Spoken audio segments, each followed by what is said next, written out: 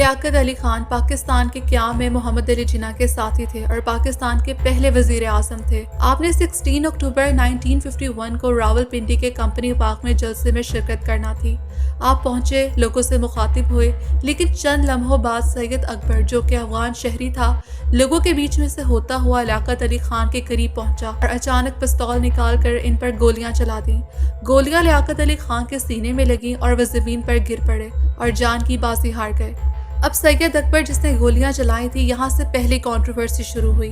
Police نے موقع پر ہی اس کو گولیاں مار کر ہلاک کر دیا اور ساتھ ہی ساتھ ان سوالوں کے جواب بھی ختم کر دیے کہ یہ قتل اس نے کیوں کیا اور اس کے پیچھے کون تھا، جبکہ کئی آئی وٹنسز اور رپورٹس میں یہ بات کہی گئی کہ پولیس سید اکبر کو زندہ پکڑ سکتی تھی۔ اس کے بعد انویسٹیگیشن کمیٹی بنائی گئی، لیکن کوئی تھا جو چاہتا ہی نہیں تھا کہ عوام کو پتہ چلے کہ لیاقت علی خان کا قاتل کون ہے۔ اور ایسا کیوں سمجھا جاتا ہے؟ وہ اس لیے کیونکہ جو انسان اس کیس کی انویسٹیگیشن بڑی ایمانداری سے کر رہا تھا، نواب زادہ اعتزاز الدین، وہ بھی مارے گئے۔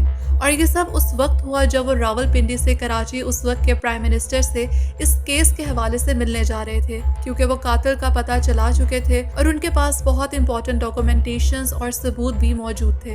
لیکن جس جہاز میں وہ بیٹھے تھے وہ جہلم کے قریب گر کر تباہ ہو گیا اور اس میں بیٹھے تمام افراد اور ڈاکومنٹیشن سب جل کر راکھ ہو گیا۔ اور جب کچھ سالوں بعد عدالت نے کسی اور کیس میں لیاقت علی خان کے قتل کی کیس کی فائل منگوائی تو اس وقت کے اٹارنی جنرل نے بتایا کہ یہ فائل گم ہو چکی ہے اور شاید کبھی نہ ملے۔ اس قتل کی کئی وجوہات سامنے آئی، لیکن کچھ بھی حتمی طور پر نہیں کہا جا سکتا۔ کہیں کہا گیا کہ امریکہ نے پاکستان سے مطالبہ کیا کہ وہ ایران پر اثر و رسوخ استعمال کر کے ان پر دباؤ ڈالے کہ وہ تیل کے کنویں امریکہ کے حوالے کر دیں، لیکن لیاقت علی خان نے امریکہ کی درخواست مسترد کر دی اور امریکہ سے ہوائی اڈے خالی کرنے کا مطالبہ کر دیا، جو کہ امریکہ پر بم بن کر گرا۔ اور کہیں کہا جاتا ہے کہ لیاقت علی خان کی موت کی وجہ وہ تقریر تھی جو انہوں نے تمام قوتوں کے نام انگلیوں پر گنے اور انگوٹھے کو کشمیر قرار دیتے ہوئے مکہ ہوا میں لہرایا، اور بھارت کو وہ مکہ پسند نہ آیا۔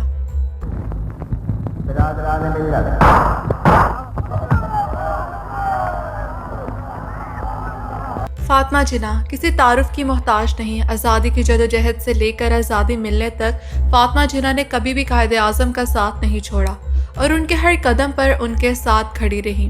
لیکن قائد اعظم کی وفات کے بعد فاطمہ جناح کے ساتھ نہایت ہی برا سلوک کیا گیا۔ فاطمہ جناح نے ایوب خان کے اگینسٹ الیکشن لڑنے کا فیصلہ کیا اور عوام کی بھرپور حمایت آپ کے ساتھ تھی، لیکن ایوب خان نے ہر کوشش کی کہ آپ الیکشن میں کھڑی نہ ہوں۔ 650 علماء کرام کے ذریعے کانفرنس منعقد کروا کے فاطمہ جناح کو ووٹ نہ دینے کا فتویٰ دلوایا گیا۔ ایوب خان کے کیبنٹ میں موجود ذوالفقار علی بھٹو کی جانب سے فاطمہ جناح پر بہت بڑی تہمت لگائی گئی اور فاطمہ جناح کی بہت کردار کشی کی گئی۔ مادر ملت کے بارے میں کہا گیا کہ وہ غدار ہیں اور انڈیا کی ایجنٹ ہیں اور ان کو ووٹ دینا پاکستان توڑنے کے مترادف ہے۔ 7 جولائی 1967 کو فاطمہ جناح رات 11 بجے تک ایک شادی میں شریک تھی اور بالکل صحت یاب تھی، لیکن 9 جولائی کو اچانک ان کی موت کی خبر آئی اور بتایا گیا کہ ان کو دل کا دورہ پڑا ہے اور وہ وفات پا گئی۔ لیکن مسئلہ تب کھڑا ہوا جب فاطمہ جناح کی آخری دیدار کی اجازت نہیں دی گئی اور کنٹرول میڈیا کے ذریعے بس یہ ایک تصویر شائع کر دی گئی۔ فاطمہ جناح کے قریبی لوگوں نے بتایا کہ ان کی گردن پر سرخ نشان موجود تھے۔ فاطمہ جناح کا پوسٹ مارٹم بھی نہیں کیا گیا، لیکن جو آرمی ڈاکٹرز ڈیڈ باڈی کے معائنے کے لیے آئے، فاطمہ جناح کو غسل دینے والی خاتون نے ان کو کچھ بتانا چاہا۔ ان کی چادر اور لباس خون میں لت پت تھی، لیکن ڈاکٹرز نے اس بات کو کوئی اہمیت نہ دی اور دل کے دورے کا سرٹیفکیٹ بنا دیا۔ فاطمہ جناح اپنے بھائی قائد اعظم کے ساتھ سپرد خاک ہونا چاہتی تھی، لیکن حکومت نے اجازت نہ دی۔ تبھی بے انتہا فسادات شروع ہوئے، لاکھوں لوگ حکومت کے خلاف نکلے۔ حالات اتنے خراب ہو گئے تھے کہ کراچی میں فوج تعینات کرنی پڑی، لیکن 3 دن بعد پھر اجازت دے دی گئی۔ حکومت کے مطابق فاطمہ جناح کا قتل ان کے باورچی نے کیا تھا جو آج تک نہیں ملا، لیکن 1972 میں مادر ملت کی موت کے حوالے سے عدالت میں درخواست دائر کی گئی اور درخواست دائر کرنے والے غلام سرور ملک نے اپنی درخواست میں لکھا تھا کہ 1964 میں جب فاطمہ جناح نے ایوب خان کے خلاف الیکشن لڑا تو وہ ملک کی عوام کے لیے امید کی کرن بن گئی اور وہ اس کی راہ میں رکاوٹ تھی جو اقتدار میں رہنا چاہتا تھا۔ یہ مخصوص گروہ ہر طرح سے اس سے جان چھڑوانا چاہتا تھا۔ درخواست میں ثبوت کے طور پر علی عرف کالو غسال کا بیان بھی شامل کیا گیا، جو فاطمہ جناح کو غسل دینے والوں میں شامل تھا۔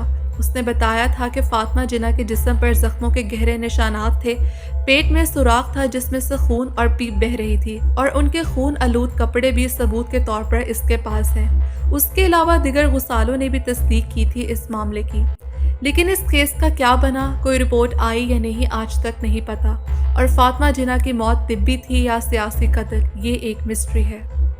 ذوالفقار علی بھٹو کو 5 جولائی 1977 کو جنرل ضیاء الحق نے ایک فوجی بغاوت کے ذریعے اقتدار سے ہٹایا اور مارشل لاء نافذ کر کے ملک کا کنٹرول سنبھال لیا، اور انہوں نے کہا کہ وہ صرف 90 دن میں انتخابات کرائیں گے، لیکن یہ وعدہ کبھی پورا نہیں ہوا، اور اقتدار سنبھالنے کے بعد ضیاء الحق نے بھٹو کو گرفتار کر کے سیاسی میدان سے ہٹانے کی کوشش کی۔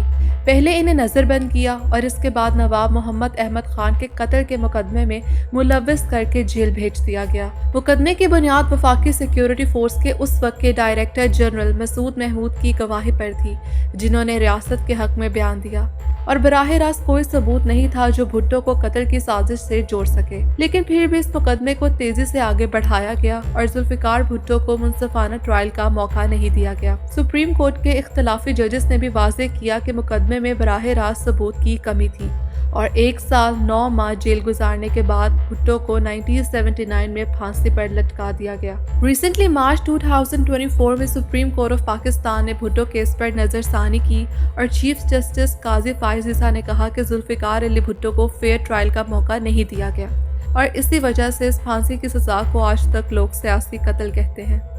جنرل ضیاء الحق 1988 میں C-130 طیارے میں بہاولپور سے اسلام آباد جا رہے تھے، لیکن طیارہ پرواز کے کچھ دیر بعد ہی بہاولپور ڈسٹرکٹ کے ریموٹ ایریا پر گر کر تباہ ہو جاتا ہے۔ اس کریش میں جنرل ضیاء الحق کے علاوہ 29 اور لوگ بھی مارے گئے، اور اس طیارے کا بلیک باکس بھی آج تک نہیں ملا۔ اس واقعے کے بارے میں بھی کافی اسپیکولیشنز کی گئیں۔ کسی نے کہا کہ سوویت یونین، رشیا یا ضیاء الحق کی اپنی فوج کے لوگ اس سب کے پیچھے تھے، کیونکہ یہ حادثہ بالکل نہیں تھا جو کہ انویسٹیگیشن سے پتہ چل گیا تھا۔ حادثے کے وقت طیارے کے engines, electrical system, fuel pump سب نارمل کام کر رہے تھے۔ گواہوں اور فلائٹ ڈیٹا کے بعد کلیئر ہو گیا کہ کوئی پاور یا میکینیکل فیلئر نہیں تھا، اور اگر کوئی سیریس ایمرجنسی ہوتی تو پائلٹس کی جانب سے مے ڈے کا سگنل دیا جاتا، جو نہیں دیا گیا۔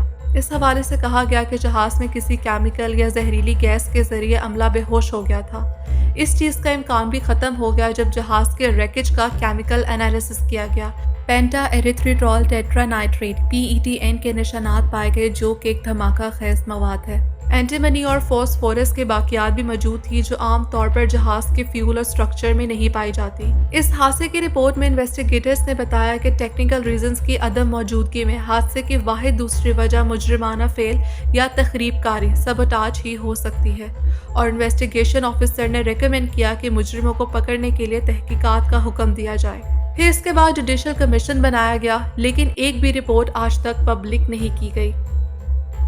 بے نظیر بھٹو پاکستان کی پہلی خاتون وزیر اعظم۔ 27 دسمبر 2007 کو پولیٹیکل ریلی کے دوران ان پر سب سے پہلے گولی چلائی گئی، اور اس کے بالکل بعد سوسائڈ بام اٹیک کیا گیا۔ یہ راولپنڈی کا وہی باغ ہے جس میں لیاقت علی خان کو بھی گولیاں مار کر شہید کیا گیا تھا، اور بے نظیر بھٹو بھی اس اٹیک میں ماری گئی۔ تحریک طالبان نے یہ اٹیک کروانے کی رسپانسبلٹی لی، لیکن اس کلیم کی پراپر انویسٹیگیشن کی گئی یا نہیں کی گئی، اس کا اندازہ آپ یہاں سے لگا لیں کہ بے نظیر کے قتل کے بعد ان کے شوہر آصف علی زرداری پاکستان کے پریزیڈنٹ بنے۔ پاور ان کے ہاتھ میں تھی، لیکن اس کے باوجود وہ اپنی بیوی کی قتل کی صحیح تفتیش کرنے میں ناکام رہے۔ اس کیس سے ریلیٹڈ BBC کا آرٹیکل جس میں لکھا ہے کہ BBC نے اس انکوائری کی سیکرٹ آفیشیل ڈاکومنٹیشن حاصل کیے، اور بتایا کہ پولیس کی انکوائریوں کا انتظام اس قدر ناقص تھا کہ وہ لو لیول پلاٹرز کے علاوہ اصل مجرموں کو تلاش کرنا ہی نہیں چاہتے تھے۔ UN کمیشن نے بھی انکوائری کی، اور ان کی رپورٹس میں بھی یہی لکھا تھا کہ نہ صرف فوج بلکہ زرداری کے اپنے منسٹرز اس انکوائری کو بار بار اور بلنٹلی روکتے ہیں۔ اس کیس کے دوران کچھ ایسے مرڈر بھی ہوئے جسے صاف پتہ چلتا ہے کہ اپنے ہی اس قتل میں ملوث تھے، یہ کوئی بیرونی سازش نہیں تھی۔ بے نظیر کا سیکیورٹی گارڈ شہنشاہ 2008 22 جولائی کو اس کے گھر کے باہر اسے گولی مار دی گئی۔ Chaudhry Zulfiqar state prosecutor competent lawyer جنہوں نے اپنے دوستوں کو بتایا تھا کہ بھٹو کے کیس میں کافی تیزی سے پروگریس ہو رہی ہے، لیکن 2013 میں اسلام آباد میں جو وہ اس کیس کی لیگل ہیئرنگ کے لیے جا رہے تھے، انہیں بھی گولی مار دی گئی۔ جن طالبان کو پکڑا گیا تھا، انہیں 2017 میں عدالت نے ناکافی شواہد کے بنا پر بری کر دیا۔ اور پرویز مشرف جن پر بے نظیر کے قتل، سازش اور ناکافی سیکیورٹی کا مقدمہ درج تھا، مفرور قرار دے دیا گیا۔ اس کے علاوہ 2 پولیس آفیسرز کو ایویڈنس کو مس ہینڈل کرنے کی وجہ سے 17 سال قید کی سزا سنائی گئی۔ ریسنٹلی 2023 میں لاہور ہائی کورٹ نے مشرف کے خلاف اپیل ان کے انتقال کے باعث خارج کر دی تھی۔ 2024 میں اس کیس کی کوئی نئی سماعت رپورٹ نہیں ہوئی اور آج تک بے نظیر بھٹو کے قتل کی مکمل سازش کو بے نقاب نہیں کیا جا سکا۔